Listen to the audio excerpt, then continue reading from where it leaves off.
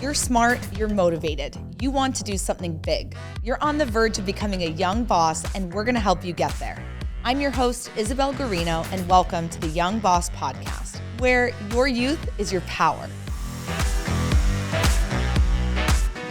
Today, we're gonna be talking all about money, honey, right? Money is out there, and my biggest perspective on this is ask and you shall receive. To me, it's really important to talk about money as young business owners because really there's a lot of different concepts and theories and facts and statistics out there that may be true or untrue. And there's a lot of unasked questions, especially as a young boss, that you might be scared to ask people around you. So today we're going to be covering it all. And if you don't ask for money, if you're not looking to raise capital, maybe you will be at some point in your future. And always the answer to unasked questions is always going to be no. So ask and you shall receive. Let's get into it. All about money. To me, when you start asking for money or looking to raise capital, it's all about the value add.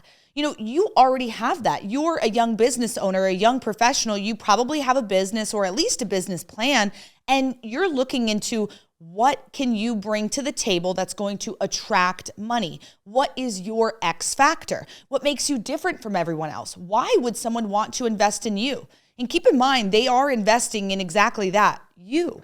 Not necessarily the business or the concept or the product or service, whatever it may be. They are betting on the jockey, not the horse.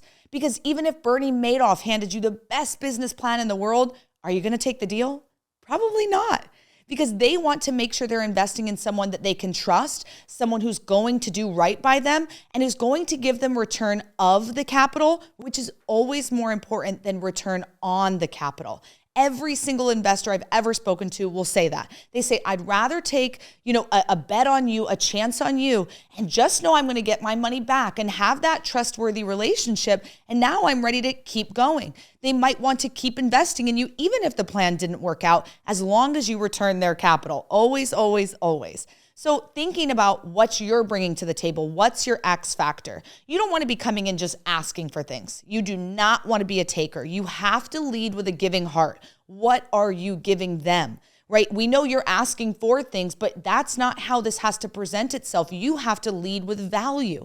What are your talents and skills and products and services, and how do they fit into what this person is looking to invest in?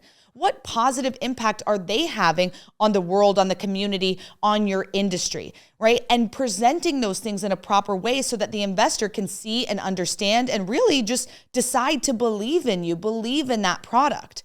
You know, when we talk about investing, you have to remember that people want to invest in you and you're investing in them. You're giving them an opportunity to invest in a sector or a category or a business that maybe they're not involved in yet. You're also giving them a chance to give a big up to a young professional, which is really exciting for a lot of investors. They say, I want to do something that feeds my intention to give back and help the community. And investing in you, that might be something that they're really, really proud of, something that they're honored to be able to do.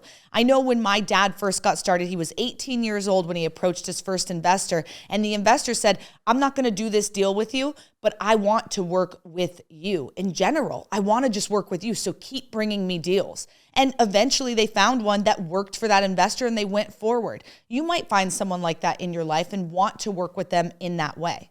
The best way to get people to listen to you is by making sure that you're speaking their language. You cannot be self-centered, right? Everybody else in the world already is. Most people only think about themselves. Your proposals, your business plans have to cater to their wants, needs, and egos, right? You need to speak their language, express and demonstrate an interest in them, their business, their other investments, stroke their ego. What do they already invest in? If you're bringing a product that's totally outside of their realm, they're probably not even going to listen to you. It is so important that you research the person and know what they want and need and can speak to that. When it comes to positioning, I think it's really important that you strategically position yourself always in the relationship, in the room, in the deal. And that might look different for everyone, right? Maybe that means, when you're positioning yourself, you are being in the correct room at the right time. You have that business plan, that PPM, that offering, whatever it is, you're ready to go and put that in front of their hands. Or maybe it's really just establishing yourself in a relationship with this person. Positioning yourself can increase your chances of success. Early on, lean on your reputation, your brand, right? Lean on that personality. And of course, any hard figures that you have to share, being able to show them the statistics you already have, the proof of concept you already have. And if you don't, then you've got to have that in your pro forma and your projections. What's going to happen in this business? No one wants to see a hockey stick projection, right? We're broke and then boom, we make it big. That's unfair. It's not going to happen. No investor is going to believe you. A lot of businesses are a lot more like bunny hills, right? Small little wins over the course of time. And at a certain point, you hit that point of being in the black, right? Making income and being able to pay that investor back. Making sure that you're speaking the investor's language is also so important because a lot of investors have different types of investment that they are comfortable with. For example, a private money lender might not want to see their money back for 3 to 5 years.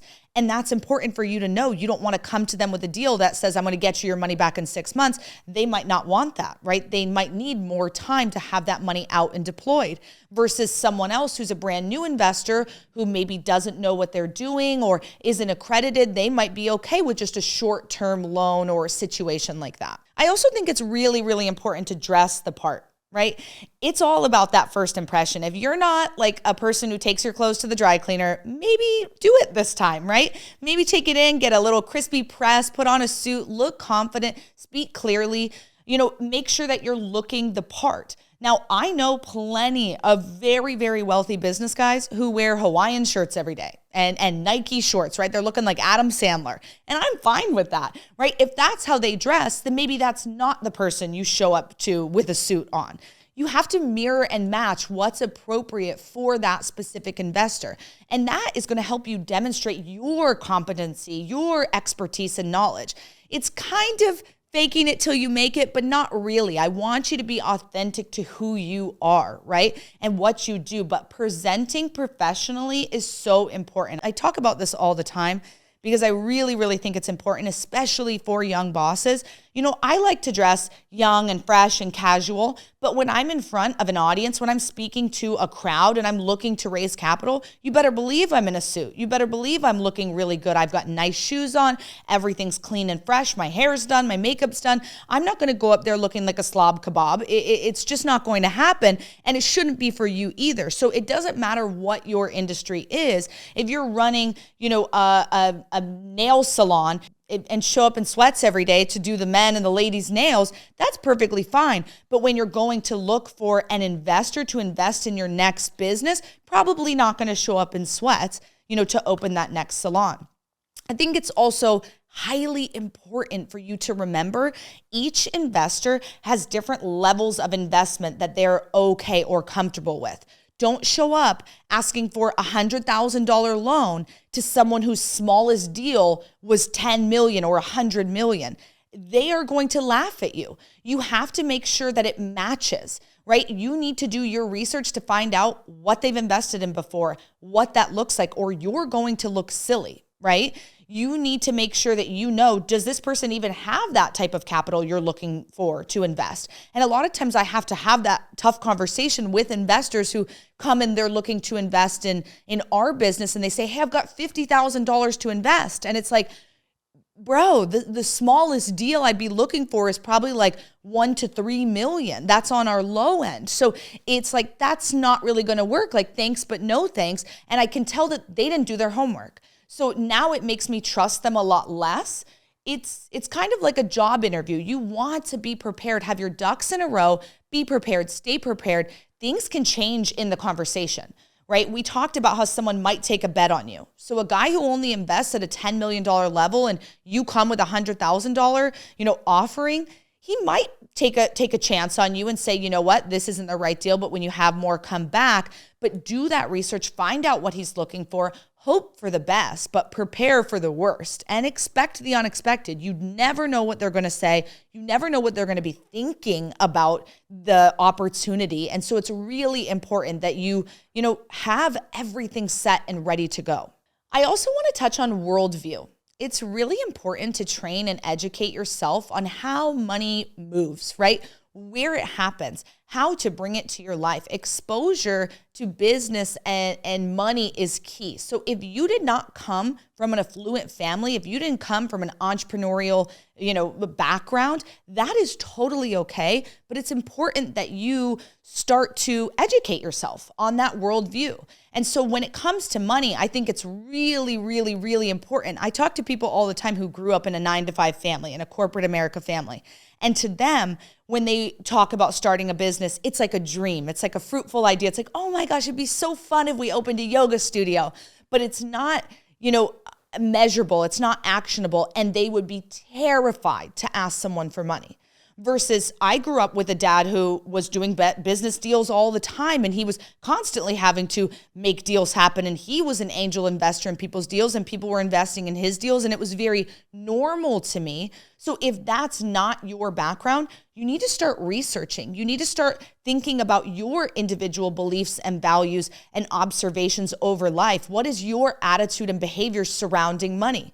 Is money something that's always going to be coming back to you and you feel very positive about it? And when you spend $200 at the grocery store, you view that as, I just invested $200 in my health, in my nutrition, in something that's going to give back to me. It's going to give me life and energy.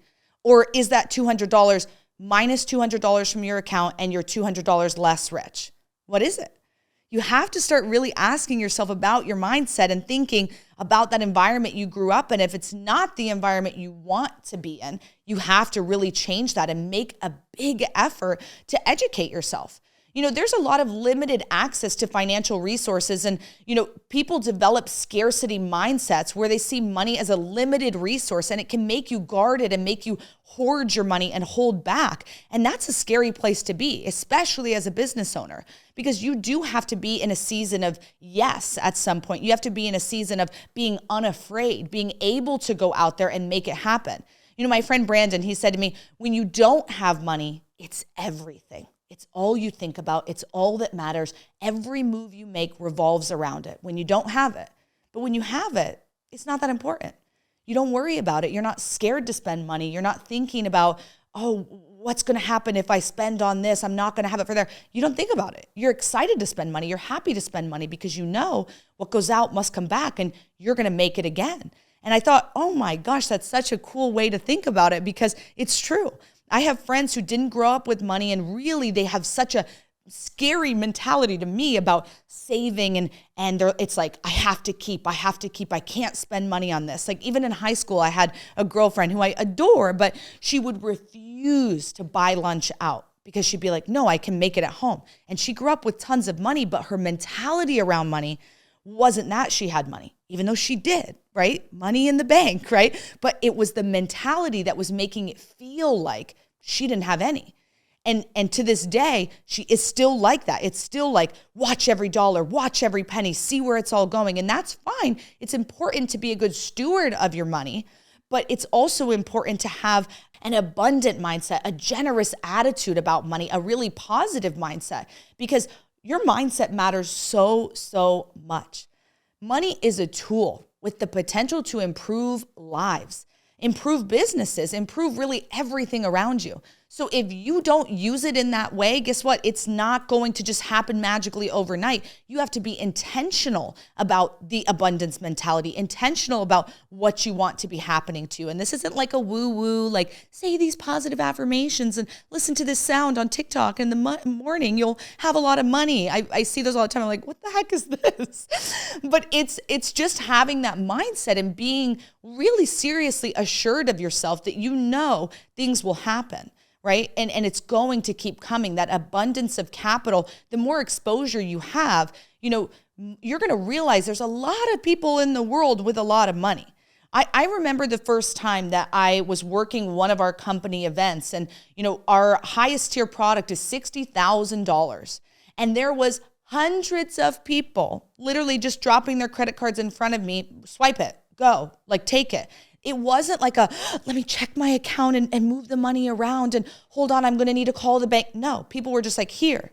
And I was shocked. I had no idea. And it wasn't like this room of all these people who you'd think had money, right? These were regular job people, but they all had a different mentality than I ever had about this. So it's really important that you understand money and investments come in all different shapes and sizes. And it's just so cool to see that and never, ever, ever judge someone and think that they have or don't have something. You really don't know. You know, I also want to state that it's very valid if you come from a mindset of no one has money, because whatever you believe to be true is true.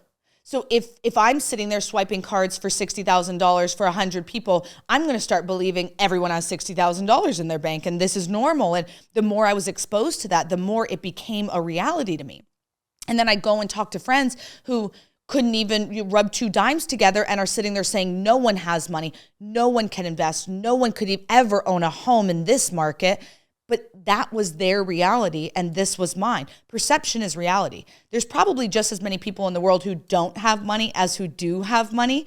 And that's the important thing to remember. Whatever you think is what is. It's the truth. It's your world. So you have to start thinking differently if you are in that second category. You know, all that to say, there's literally so many investors that are just sitting on piles of cash. The average, PE private equity investment in 2021 was over $1 billion. A total of about 4,000 private equity investments were conducted in the US during the same year, and it was $1.1 trillion that was invested just in 2021, doubling from $577 billion in just 2020. They're literally sitting on piles of cash. This stair-step increase in unspent capital resulted in another record in 2021, increasing pressure on private equity firms to do more deals. They need somewhere to put their money. They want to invest their money, but they want to invest it with someone who's going to be a good steward of it. They are dying to invest their money. It's literally burning a hole in their pocket. And to be honest, it's losing money. Every single room that I go and speak to where I'm surrounded by business people come up to me and they say, I don't want to do assisted living because that's my market and that's what I teach you how to do, right? But they say, I don't want to necessarily do that, but I want to invest in someone who's going to be a good owner operator of this, who's going to know what they're doing, and I want to get my money back. I'm excited about this and I can't wait. Who can I give my money to? I'm not joking you. People say this to me all the time. And then on the opposite end, I've got people saying, no one will ever give me money for this assisted living project. And it's like, you have to really change your attitude. What you put out there is going to attract whatever you're putting out. And if you're putting out, no one's ever going to invest in me, you're 100% right. They're not. And if you put out, what my product is, what my business is worthy of an investment, it absolutely is going to come back to you. Hey, it's Isabel. Thanks for listening today. If you're enjoying the show, make sure to go down and like and share with a friend. I want to have more young bosses here in our community. Now, back to the show. Now, I want to talk about the love of money. Biblically, people will always misquote this Bible verse. They'll say, money is the root of evil. But the reality is, it's not money is the root of evil. It's the love of money is the root of evil. You can use money to do amazing things, right? You can do a lot of good in the world with money, but you can also do a lot of bad. And when you're obsessed with money and you're obsessed with the love of money and that's all your life is about, yeah, that's probably not a good place to be, right? The Bible says it's evil, right? And it's not somewhere that I want you to live, but I also don't want you to be afraid of money.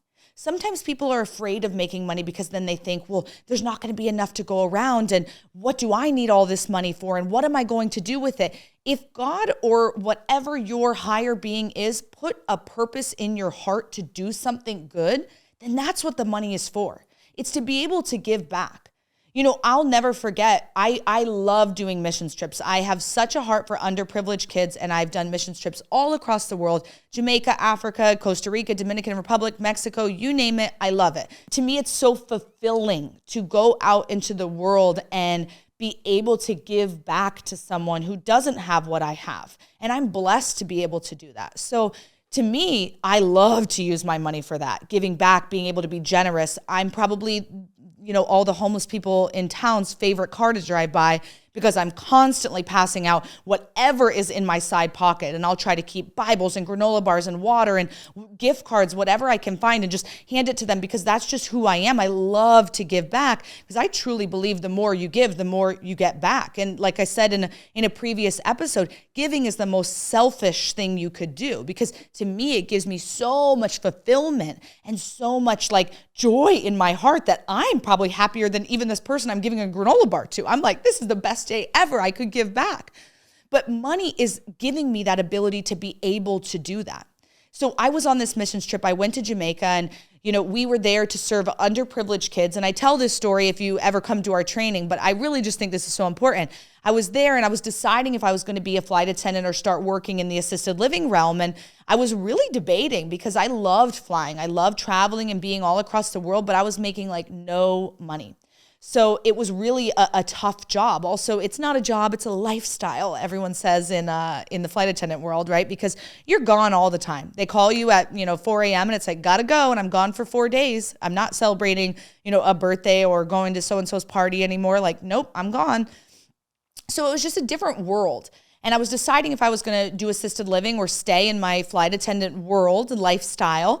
And at that, home in Jamaica, at that church in Jamaica we were visiting, they said, hey, we've got a retirement community down the road. Would you guys want to go visit?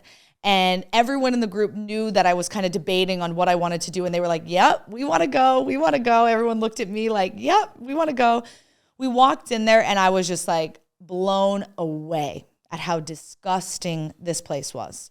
It reeked of feces, of urine. Like I couldn't even stand in the bedroom for like more than 2 minutes without literally needing to hurl. And yet these seniors were like sleeping in those bedrooms and pretty much hanging out in them all day long.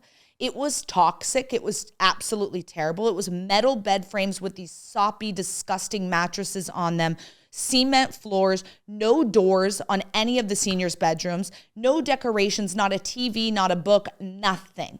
There was nothing for them. And when I asked, what's everybody eating? They were like, oh, see the tree right there? We grow mango, we grow ackee and bananas, and we get rice and beans, and like that's what we're eating. And I was like, when's the last time you guys had protein? Like a chicken, a beef, a pork? And they were like, maybe 3 years ago. And my heart broke. I was so upset with the conditions of this home. And to me, it was like, I'm going to do absolutely anything I can to make money to come back and give them money.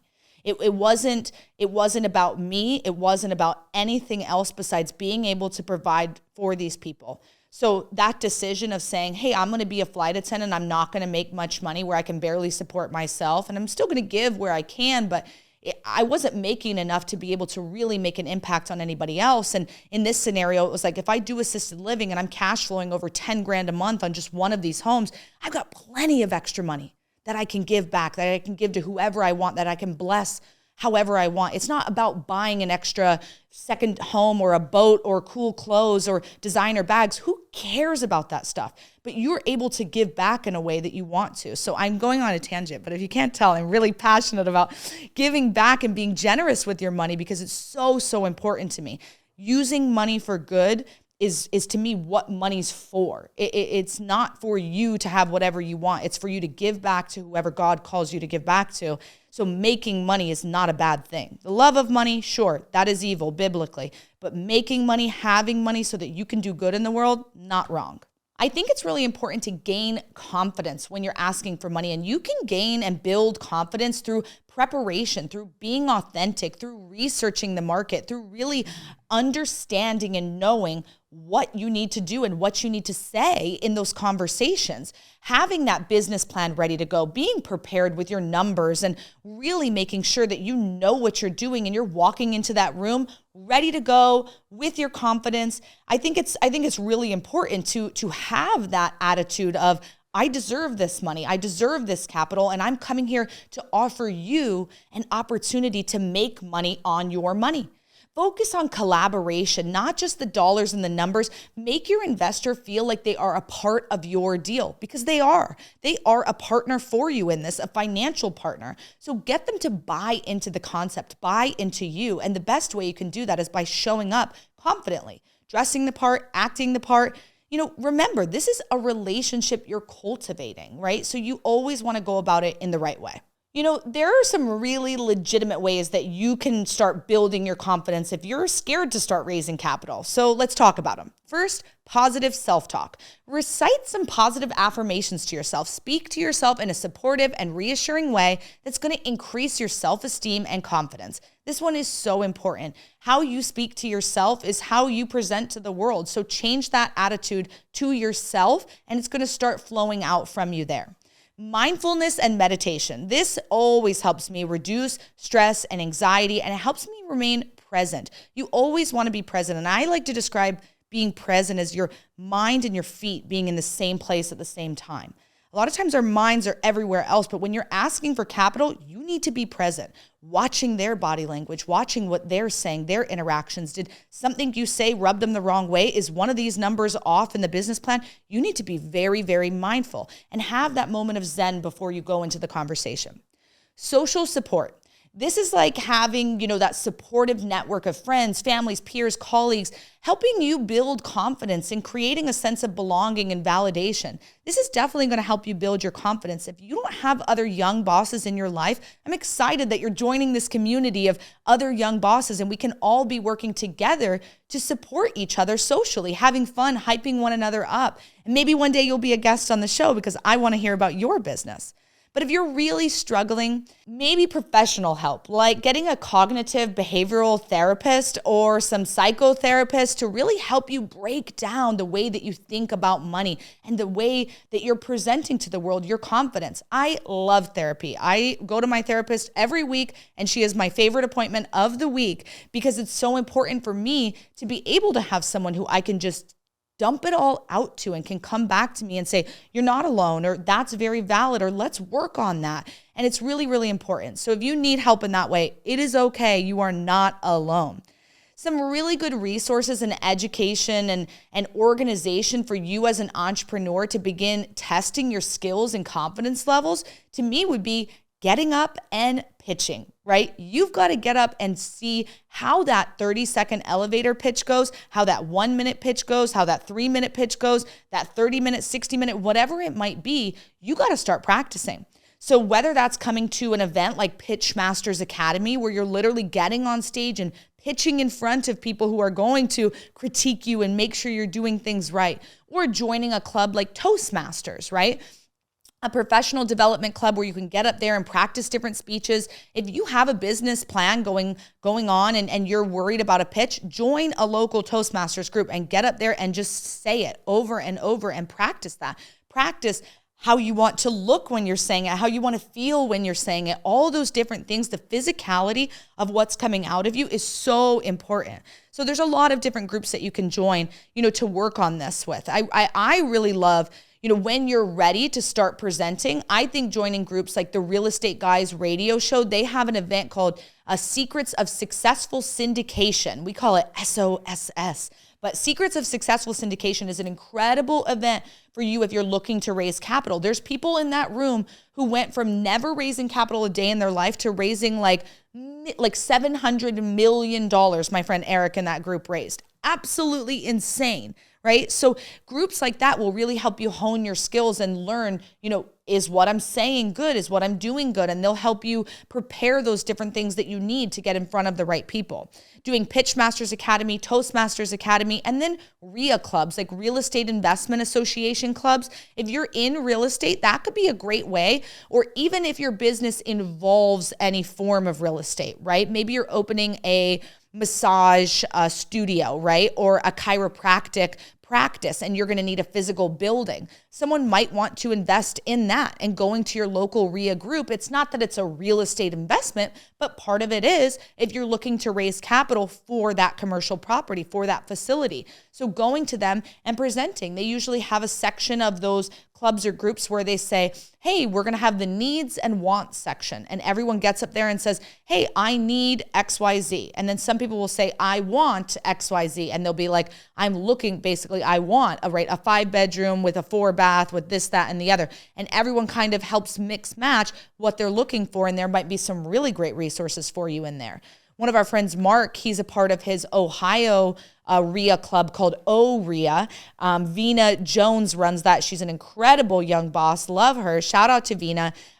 He went there and went up and said, hey, I'm looking to raise $1 million for my residential assisted living home. And he raised that money right there in his RIA club. People were excited to invest in him. So you never know, but make sure you're pitching to the right group. And a company like Pitchmasters Academy can help you really determine if it is the right group for you and making sure that that presentation is appropriate to the listeners there. You know, I always love the quote, you are the summary, the average of the 5 people you spend the most time with. To me, that's so important. If you're spending time with people who don't have the right mindset around money or who are discouraging you from raising capital or going out there and, presenting your business plan to someone, get away from them. That is not good people to hang out with. You need to encourage yourself by surrounding yourself with positive people who are excited for you. And I always say it's the best room to be in when you are the dumbest person in the room, when you're the poorest person in the room. That's the room you want to be in. So start surrounding yourself with people who are doing what you want to do. I always ask my 9-to-5 friends that. I say, like, who's the highest paid person or the highest titled person in your company? And they'll say, oh, it's Joe Schmo. And I'm like, great. Do you love his life? Do you want his life? And they'll be like, no. I'm like, then why are you working there? Like, if you're not surrounding yourself with people who have what you want, then why would you be around that? Why would you stay in a job that you don't even want the best job there? What are you're working to move up in that job for what? Right? If you want to go fast, go alone. And if you want to go far, go together. Surrounding yourself with that community is where you have to be. Successful people are always looking for opportunities to help others, but unsuccessful people are always asking, what's in it for me? To me, that is just so important to remember. It is not about you. It feels like it's about you because right now you're scared. How am I going to raise capital? What am I going to say? What is my business plan? What am I going to look like? What am I going to sound like? But it's not about you. It's about them and what you can do for them. Now, a huge word of caution. Do not join or enter any of these groups just so that you can raise capital and take. Join because you actually want to be there. Join because you want to create meaningful relationships regardless of whether there's a dollar sign at the end of it or not. What I mean by that is this. One of my great friends, Corey, he is a super successful apartment syndicator. So he raises hundreds of millions of dollars to build apartment complexes. And he's a boss at what he does. He's such a rock star. Him and his wife, Shelly, work together, and I love their business and I love what they do. And apartment investing is really important because there's a lot of people who are going to live in apartments forever. And so it's important that we have high quality apartments. So I love it. But Corey joined this local group here in Arizona, and they're a very, very prestigious group. And when he joined the group, he just joined it because he was excited to hang out with these guys. It's hard to get into. You have to be recommended from someone else. You've got to be vetted for a long time. They really want to make sure you're the right fit. But when he got in, it wasn't about how can I leverage my relationships with these guys to raise more capital for my projects. No. It was literally about him being a part of this group, making friends with people, and just having a good time. 2.5 years later for being in this group, like it took him that long till one of the guys in the group, because obviously they all talk about business, right? It's got, like I said, some prestigious guys in the community. It's got people who own multiple car dealerships. It's got people who have street signs and cities named after them. Like that's how Arizona deep this group is. And Corey was in this group 2.5 years later. One of the guys comes to him and says, hey, you're doing apartment syndications, right? And he's like, yeah. And he's like, I'd love to invest in what you're doing. And 2.5 years, like he did not go in with the intent, like these guys have all the money in the world. They are his perfect partners, but that's not why he joined. He joined because he had an interest in being with them and hanging out with them. And he just wanted to be friends with them and be a part and involved in that group. And they do a lot of charity and a lot of good for the community. And it's a great group of business guys to be around, but it took him that long to get something out of it. So that's my word of caution.